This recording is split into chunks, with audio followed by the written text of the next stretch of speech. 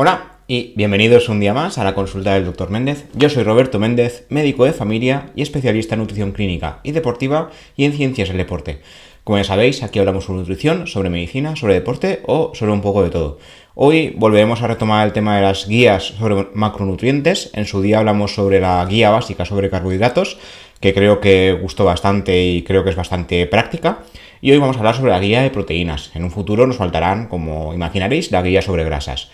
Hoy hablaremos sobre proteínas, sobre mitos sobre las proteínas y sobre cómo tomarlas adecuadamente durante el día.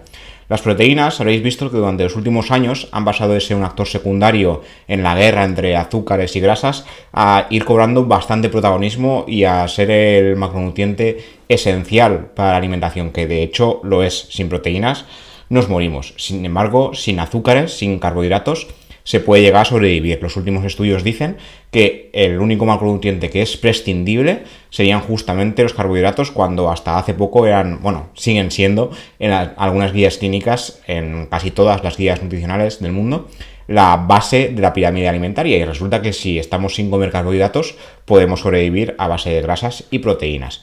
En este caso, volviendo al tema de las proteínas, serían el tercer macronutriente, ¿no?, con el permiso de carbohidratos y grasas, pero no son una fuente de energía como tal. Pueden llegar a servir como fuente de energía cuando el cuerpo, en algún esfuerzo, ¿no?, por ejemplo en los Ironman, los grandes maratones de horas y horas de duración. De esto hablaremos en algún podcast en algún momento. Creo que tenemos un podcast sobre esto en Diario Runner. Aquí, cuando llegamos a un punto donde el cuerpo no dispone de energía, ni carbohidratos, ni grasas que quemar, en este caso, sí que se queman proteínas, pero no es un combustible como tal. El combustible óptimo para el cuerpo humano son los carbohidratos, después están las grasas y en tercer lugar estarían las proteínas. Sin embargo, la función de las proteínas es estructural. O sea, las proteínas sirven para formar tejidos en el cuerpo y además también pueden colaborar en las funciones de algunas hormonas y demás, pero sobre todo su función es estructural, la máxima función como tal. Luego, en este caso, hoy hablaremos sobre qué cantidad de proteínas diarias deberíamos consumir, qué son esencialmente las proteínas como tal, a partir de qué se forman y demás, y cómo puede llegar a ser perjudicial su falta o su exceso en algunos casos. Para empezar, ¿qué son las proteínas? Pues bueno, como hemos comentado ya, las proteínas son un macronutriente estructural por excelencia, aunque las grasas y el colesterol también son necesarios para algunas estructuras celulares. De hecho, las membranas celulares necesitan a las grasas para poder formarse. Las proteínas también colaboran en la formación de estos tejidos. De hecho, las proteínas tienen una función reguladora en el organismo humano y también pueden funcionar como última opción, como he dicho, como sustrato energético, pero no es su función como tal. Como sucede en los carbohidratos, cada gramo de proteínas vale 4 calorías, ¿vale? Aunque recordemos que no funcionan como energía, pero si se tienen que quemar, nos darían 4 calorías de energía. La única diferencia entre grupos de proteínas que se suele hacer es proteína vegetal y proteína animal. Habréis visto que en muchos podcasts suelo hablar del tema de que lo ideal es consumir de ambos tipos de proteínas, vegetal y animal. No solo de animal y, a ser posible, no solo de vegetal. Si uno es vegetariano, obviamente solo consumirá proteína vegetal, pero lo ideal sería consumir de ambos. De forma simplificada, las proteínas están construidas por aminoácidos. Y cada una de estas subunidades acaban construyendo un tipo de proteína diferente. Existen 20 tipos de aminoácidos, pero el organismo humano solo es capaz de fabricar 12 de ellos. Son los llamados aminoácidos no esenciales. Luego los otros 8 son aminoácidos esenciales, que lo que significa es que hay que consumirlos a partir de la comida. O sea, no podemos fabricarlos nosotros mismos. Para ello, se recomiendan unos u otros alimentos. Muchas veces se suele decir que hay que consumir proteína animal porque a partir de proteína vegetal no llegamos a consumir esos aminoácidos esenciales. Esto no es verdad, esto es mentira. Se pueden consumir todos los aminoácidos a partir solo de proteína vegetal. La única diferencia está en el tema de la absorción, que comentaremos después. Pero con una dieta vegetariana o vegana, si se hace correctamente, se pueden consumir todos los aminoácidos y la proteína óptima sin ningún tipo de problema. A lo mejor es un poquito más complicado, pero sin más.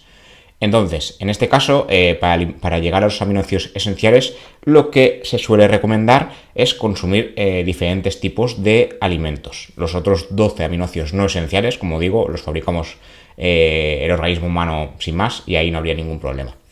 Luego, lo que quería hablar es el tipo de dietas que hay. Hay proteínas de origen vegetal y proteínas de origen animal. Dentro de una dieta variada, sin ningún tipo de restricción, es bastante fácil llegar a consumir estos aminoácidos esenciales.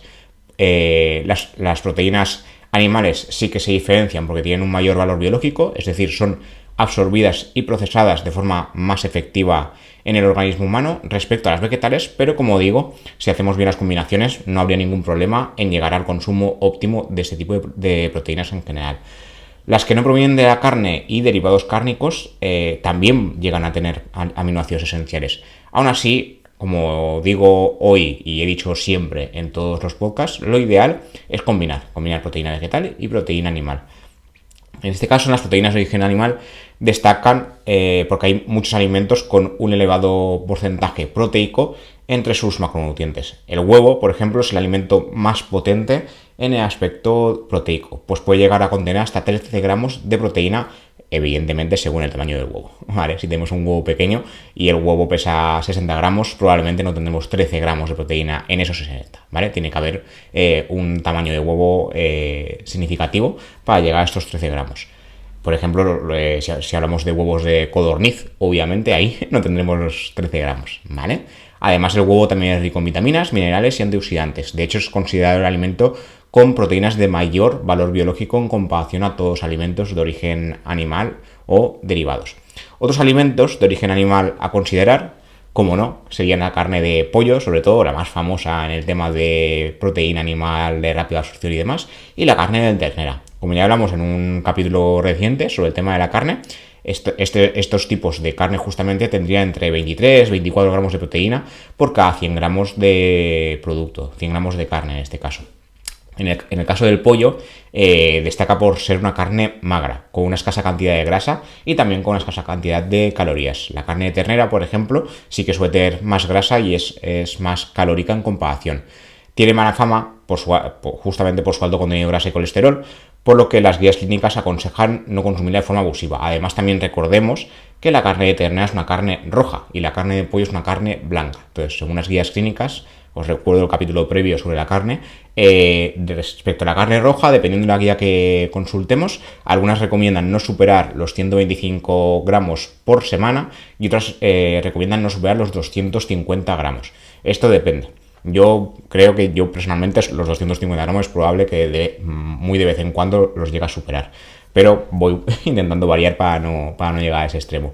Luego en el tema del pescado destacan el salmón, el atún muchísimo, sobre todo en el caso de dietas de gimnasio y demás. Últimamente ya la gente está empezando a variar, pero lo típico era atún y pollo. Y dices, a ver, hay un montón más de alimentos de los que podemos echar mano para conseguir proteínas de alta calidad. Y como digo, el salmón, por ejemplo, es una buena opción. Las anchoas, las gambas, la caballa, el bonito, hay un montón de pescados que además están disponibles tanto en formato lata como en formato fresco que podemos conseguir en el supermercado que tengamos al lado de casa. Y todas tienen alto valor proteico entre sus macronutrientes, rondando los 20-25 gramos por cada 100 gramos de producto. Cuidado con el tema de las latas, porque muchas veces nos pone el peso de la lata en general y abajo, por ley, tiene que poner cuánto pesa realmente en escurrido. Normalmente esas latas contienen o bien una solución salina de conservante o bien algún tipo de aceite. Entonces, mirad bien cuánto pesa sin esta solución o este aceite, es decir, en escurrido, porque esa es la cantidad de pescado que habrá en la lata. Esto a mí me costó aprenderlo hace unos años y cuando me di cuenta digo, ostras, ya decía yo que me parecía que pesaba menos cuando lo ponía en el plato. Parece una tontería, pero mucha gente no se fija. El salmón en particular, también cabe destacar su alto contenido en ácidos grasos omega 3. Tenéis un capítulo sobre pescado y omega 3, no sé hace cuántos meses, pero podéis buscarlo porque hablo bastante del salmón. Aunque tanto el atún como el salmón, al contener grasas, tienen una alta densidad calórica. Las gambas, por ejemplo, destacan por ser bajas en calorías. Lo que pasa es que las gambas también destacan por ser bastante más caras. Y el salmón últimamente se está encareciendo bastante. Finalmente tenemos los lácteos y derivados, que también son una fuente esencial de proteínas para gran cantidad de población. Un vaso de leche de vaca de 250 mililitros puede llegar a contener 8 gramos de proteínas. En un episodio previo también comparamos el tema de las proteínas, en este caso de leche de vaca, que es la más consumida, con las bebidas vegetales, que cuando uno hace una dieta vegetariana o vegana, en este caso vegetariana sin lácteos o vegana totalmente, tiene que tirar muchas veces mano de bebidas vegetales. Algunas sí que son ricas en proteínas, como la bebida de soja, como ya hablamos en aquel capítulo, y otras hay que tener cuidado. Por ejemplo, la bebida de arroz es muy rica en carbohidratos, pero bastante pobre en proteínas. Entonces, si solo bebéis bebidas vegetales y no leche de vaca o leche de otros tipos de animales, buscad al menos la bebida vegetal que más proteínas contenga, porque la leche de vaca es un duro contendiente en comparación, y 8 gramos de proteína por un vaso es bastante. Miras que un yogur típico, por ejemplo, puede llegar incluso a los 5 o 6 gramos. Los yogures griegos, por ejemplo, llegan algunos hasta los 15, 17 gramos de proteína. Lo que pasa es que también son más grasos. Entonces ahí, según el tipo de alimentación que llevemos, hay que mirar a ver si preferimos natural o griego. Y luego está el queso batido. A mí me gusta bastante porque es bastante rico en proteínas. Por cada envase suele haber unos 10 gramos de media. Si cogemos el envase típico normal, envase típico yogur. Si cogemos el envase, algunos que se venden de medio kilo, pues ahí tenemos bastante más. Y luego los quesos en general contienen entre 25 y 35 gramos de proteína por cada 100 gramos de producto, siendo el queso manchego curado y el parmesano los más proteicos de todos, aunque también son los más ricos en grasa y por tanto los más ricos en calorías. Luego, por el tema de las proteínas vegetales, a pesar de no contener todos los aminoácidos esenciales en conjunto, por ejemplo el huevo, como hemos comentado antes, los contiene todos. En la proteína vegetal lo que hay que hacer es, como he dicho antes, combinaciones, pero si las combinamos bien no tiene por qué haber ningún tipo de problema. Por ejemplo, ni los cereales ni los frutos secos suelen contener lisina. Las legumbres, por su lado, no contienen ni metionina ni cistina, pero sí lisina. Entonces, si combinamos legumbres y, por ejemplo, arroz integral, ya tenemos todos los aminoácidos esenciales sin problema. Pero cuando hacemos una dieta vegetariana vegana, sí que hay que pensar en ir haciendo de cuando en cuando estas combinaciones, ¿vale? Si puede ser durante el día, no hace falta que sean cada comida, ¿vale? Esto es un punto esencial, que muchas veces hay gente que tiende al error, pero lo ideal es hacerlo durante el día. Si no hacemos la combinación en la comida, por ejemplo, compensar con la cena haber consumido ambos tipos de fuentes proteicas para que cada día las tengamos. Si en un día en particular no se puede, tampoco nos vamos a morir, ¿vale? Pero a ir combinando durante el día o al menos durante la semana estas combinaciones sería lo ideal, ¿vale? De hecho, los alimentos ricos en proteína vegetal también contienen elevadas cantidades de vitaminas del grupo B, vitamina A, vitamina K, con la conocida excepción de la vitamina B12, que debe ser suplementada en el caso de la alimentación vegana, y se recomienda mucho que también sea en alimentación vegetariana. A pesar de consumir lácteos y huevos, se recomienda una suplementación aparte de vitamina B12 también, porque ya se han ido viendo. De hecho, es un tema que nos puntualizaron mucho en el máster que os comenté de nutrición deportiva y ciencias del deporte, que en la alimentación vegetariana hay mucho déficit de vitamina B12. Entonces, insisto mucho en que también se recomienda su suplementación, ya sea a partir de cereales fortificados o bebidas vegetales fortificadas, como comentamos en el capítulo previo, o bien en forma de suplementos médicos, ¿vale? A nivel de, en este caso, de comprimido, ¿vale? Yo preferiría, si es posible, si hacemos la alimentación vegetariana vegana bien hecha, mejor que sea con cereales o con bebidas vegetales fortificadas, porque es el día a día y vamos cumpliendo. Pero si no nos gustan este tipo de alimentos, pues oye, se tira de suplemento a nivel comprimido médico y sin más. Y tampoco tenemos que olvidar el hecho de que justamente las proteínas vegetales o los alimentos ricos en proteínas vegetales son más ricos en fibra y menos ricos en calorías que las proteínas de origen vegetal. Entre los alimentos ricos en proteína vegetal, a destacar, como no, las legumbres, lentejas, garbanzos, alubias, guisantes y judías, contienen unos 20 gramos de proteína por cada 100 gramos de peso. También hay que decir que consumir 100 gramos de legumbres es muy complicado, ¿vale? No es lo mismo consumir 100 gramos de un filete de pollo, ternera o lo que sea, que enseguida te lo comes y sin más, que comerte 100 gramos de legumbres. O sea, el potencial saciante de 100 gramos de legumbres es brutal en comparación. Entonces, cuidado con esto, porque claro, muy ricos en proteínas y todo, pero a nivel realista, yo no sería capaz de comerme 100 gramos de legumbres hervidas. O sea, 100 gramos en seco cuando lo hierves o lo hidratas, es una brutalidad de comida. Entonces, cuidado con esto.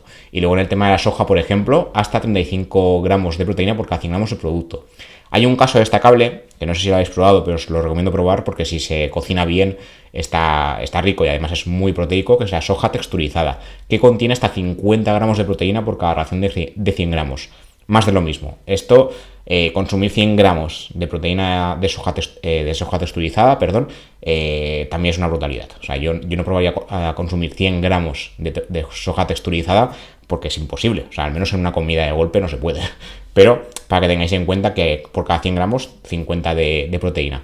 Luego está el caso de los cereales y pseudocereales, que contiene entre 10 y 24 gramos de proteína por cada 100 gramos de producto, entre los que se destacan el centeno o el trigo, con entre 10 y 13 gramos, y luego están los pseudo cereales, quinoa, espelta, la avena, que sí que es un cereal, con entre 14, 15 y 17 gramos de proteína. El seitán, por ejemplo, que es un elaborado a partir del gluten de trigo, cuidado con la gente que es intolerante, porque evidentemente el seitán fuera de la dieta, contiene hasta 24 gramos de proteína por cada 100 gramos de producto. El seitán sí que es más fácil de consumir y sí que se podría hacer 100 gramos como si fuera pues, un filete de carne, lo mismo, pero no es lo mismo que 100 gramos de legumbre. Y finalmente están los frutos secos, que si bien destacan por su contenido graso, también destacan por su contenido proteico. La mayoría, frutos secos y semillas, contienen entre 20 y 24 gramos de proteína de media por cada 100 gramos de producto. Lo malo, en este caso, más de lo mismo. Comerte 100 gramos de nueces, 100 gramos de almendras o 100 gramos del fruto seco que sea de golpe es una burrada y una brutalidad. Entonces yo no lo haría, ¿vale? Luego os quería comentar también algunos mitos sobre las proteínas, porque me hace gracia que sigan existiendo. El tema de que hoy en día hay bastante información, pero aún así se siguen repitiendo los mismos mitos porque van de boca a boca, ¿no?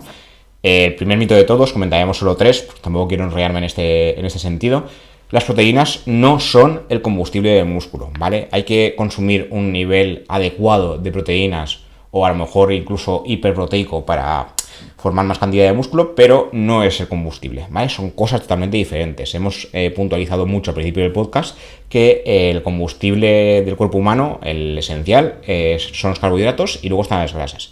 Si hacemos una dieta keto o nos acostumbramos a tener una flexibilidad metabólica adecuada, la grasa sirve de mejor combustible incluso que los carbohidratos, pero hay que adaptarse, ¿vale? El cuerpo humano, por definición, está adaptado a carbohidratos y lo podemos adaptar a grasas, pero no a proteínas. O sea, no podemos pretender que la proteína sea el combustible. En este caso, es una de las primeras dudas que suelen tener los usuarios novatos de cualquier gimnasio, es si hay que tomar batidos de proteínas, y no hace falta. O sea, si con la dieta habitual somos capaces de llegar a los gramos de proteína que toca, los batidos son secundarios y es que no son necesarios absolutamente para nada. Yo, por ejemplo, sí que los uso de vez en cuando, pero por comodidad, porque es más cómodo hacerte un batido de X gramos de proteína que hacerte un filete, evidentemente, y sobre todo después del gimnasio, pues no se absorbe igual. Se absorbe mucho más rápido un batido de proteínas, pero ni es necesario, ni esencial, ni nada de nada. Quiero decir, no hace falta. La OMS sigue recomendando en sus guías clínicas consumir un mínimo de 0,8 gramos por kilogramo y día de proteínas en cualquier persona. Si se hace ejercicio, las guías clínicas, por ejemplo la guía de la Escuela de Medicina de la Universidad de Harvard, aconseja duplicar esta cantidad hasta 1,6 por kilo día. Y algunas guías y algunos expertos ya están empezando a decir que cuando se hace ejercicio de levantamiento de peso o también ejercicio aeróbico, si no queremos quemar el músculo por el camino, habría que superar incluso los 2 gramos por kilo y día, ¿vale? Esto según diferentes guías. Yo creo que 0,8 es un pacto de mínimos, o sea, para no acabar en desnutrición o en sarcopenia, es decir, perder músculo. Si no consumimos estos 0,8 perderíamos músculo sin hacer nada, entonces habría que consumir más de esos 0,8. Pero si hacemos ejercicio activo, entre 1,6 y 2 creo que sería lo ideal. Sí que es verdad que hay estudios que dicen que los culturistas llegan a 3. 3 yo creo que es innecesario porque el cuerpo humano lo va a desechar, pero habría que consumir más que esos 0,8. No quiere decir esto que sea la proteína un combustible, pero hace falta, ¿vale? Para ganar músculo lo que hace falta es ganar peso corporal y para eso hay que hacer una dieta hipercalórica en general. Pero en general con todos los macronutrientes. Las proteínas serían necesarias para completar el proceso, para dar una estructura al músculo, pero no serían el combustible, ¿vale? Luego está el tema de las proteínas. No todas son iguales. Como hemos diferenciado antes, están las proteínas de origen animal, que suelen contener, diría que todos los alimentos de origen vegetal contienen los aminoácidos esenciales, pero las proteínas vegetales no. En las proteínas vegetales habría que hacer combinaciones, como hemos comentado antes. Las proteínas de origen animal, además, los estudios nos dicen que tienen un mayor valor biológico. Esto quiere decir que se absorben y se procesan mejor. Pero, insisto, si se hacen las combinaciones adecuadas con proteína vegetal, no tendría que haber ningún problema, ¿vale? Hay muchos estudios ya que lo dicen, que sobre todo la proteína de trigo y la proteína de soja serían las que mejor se absorben, no llegando al nivel de la proteína de origen animal, pero al menos se defienden bien en este proceso, ¿vale? Y la mejor combinación, como digo, sería combinar legumbres y cereales, como hemos dicho anteriormente. Y finalmente, el tercer mito es que las dietas hiperproteicas son malas. Esto no es así, ¿vale? Según las guías clínicas actuales, superar 0,8 gramos kilogramo día sería ser una dieta hiperproteica. Y yo creo que esto es ser muy cuadriculado, porque esta cantidad no suele ser suficiente para un estilo de vida saludable normal, donde todo el mundo deberíamos hacer ejercicio. Entonces, claro, si no superamos esos 0,8, acabamos en la desnutrición, y si lo superamos, es hiperproteico. Evidentemente no tiene sentido. Según un estudio que se publicó en 2005, que ya hace unos cuantos años, en Nutrition and Metabolism, el exceso de proteína que se consume en la dieta y no se aprovecha, se desecha. El organismo es sabio, y lo que no vamos a aprovechar pues lo tiramos, ya sea por las heces o por la orina. En individuos sanos, el exceso de proteína a largo plazo no ha demostrado provocar enfermedades. Si una persona ya por otras causas sufre enfermedad renal, eso sí, sí que hay que reducir la proteína, ¿vale? Porque un exceso de proteína sí que daña el riñón. Esto es otra cosa diferente. Pero el exceso de proteína no es el que causa esto, sino que si uno ya sufre enfermedad renal, hay que tener cuidado con la cantidad de proteína que se consume, ¿vale? Son cosas totalmente diferentes. Y hay casos muy raros, con enfermedades bastante raras, donde un exceso de proteína sí que puede llegar a ser letal, que en este caso comentamos en el periódico el caso de una culturista australiana que, claro, consumía proteínas en exceso para su cuerpo y su peso y su demás, y lo que tenía era un trastorno del ciclo de la urea y acabó muriendo por exceso. Y la verdad es que consumía un exceso brutal de proteínas. Claro, hay que tener una enfermedad rara, genética y hereditaria, que en este caso se sabe que afecta a uno de cada 30.000 nacidos. Esto es muy poco común, pero sí que hay casos donde se da. Pero una dieta hiperproteica ni es poco saludable, ni es mala, ni a largo plazo tiene por qué causar ninguna enfermedad. Otra cosa es que tengamos enfermedades de base. Y finalmente, quería hablar esto muy rápidamente de cómo tomar las proteínas. Lo ideal que dicen los estudios ya desde hace unos cuantos años es que hay que distribuirlas. Si este es el ejemplo más básico, si hacemos 3 comidas al día y por peso y demás tenemos que consumir 90 gramos de proteína, hacemos a gramo kilogramo día para que sea más exacto, deberíamos dividir estos gramos de proteína en 3. ¿Vale? Habría que hacer 30 gramos en el desayuno, 30 gramos en la comida, 30 gramos en la cena, ¿vale? Si hacemos 5 comidas, pues habría que dividirlo entre 5. O sea, lo ideal, según los estudios, es equilibrarlo lo máximo posible. Dividir entre las comidas que hagamos durante el día todos los gramos de proteína que nos hacen falta según nuestro peso, nuestra actividad física y demás. No coger y hacer en comida y cena todas las proteínas y no comer proteínas en el desayuno, ni en el almuerzo, ni tal, ¿vale? Lo ideal es dividirlo todo lo posible. A ver, no hay que ser cuadriculado y hacerlo exacto al milímetro, pero lo que dicen los estudios es que para absorberlas mejor habría que hacer la división más o menos equilibrada durante todas las comidas que hagamos durante el día. Y cada comida, como hemos dicho anterior en algunos otros episodios del podcast, lo ideal sería que hubiera siempre una parte de vegetales, una parte de carbohidratos y una parte de grasas y de proteínas. O sea, habría que hacer un plato equilibrado y dentro de este equilibrio durante el día equilibrar la cantidad de proteína. Lo demás también se puede equilibrar, pero sería menos necesario, por decir de alguna forma. Y nada, esto es todo lo que os quería contar por hoy. Esperaba enrollarme menos, pero me suelo enrollar más de lo debido. Como siempre, recordad que estamos en Spotify, iVoox, Google Podcast, Amazon Music, Pocket Cast y en Qonda, que es donde se cuelgan todos estos podcasts. Y además, desde hace algunos capítulos, también podéis encontrar el podcast en YouTube. Y nada, como siempre, nos vemos y nos escuchamos en el siguiente episodio. ¡Hasta la próxima!